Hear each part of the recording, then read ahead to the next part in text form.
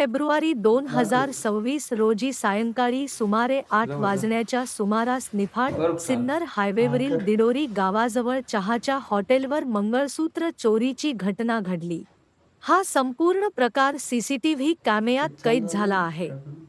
दरम्यान, परिसरात गेल्या काही दिवसांपासून द्राक्ष चोरी, किराणा दुकान फोडणे, वीज पंप चोरी अशा घटना वाढल्या आहेत.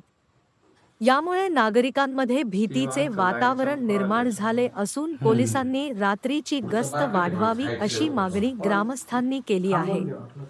या प्रकरणाचा पुढील तपास पोलीस करत आहेत.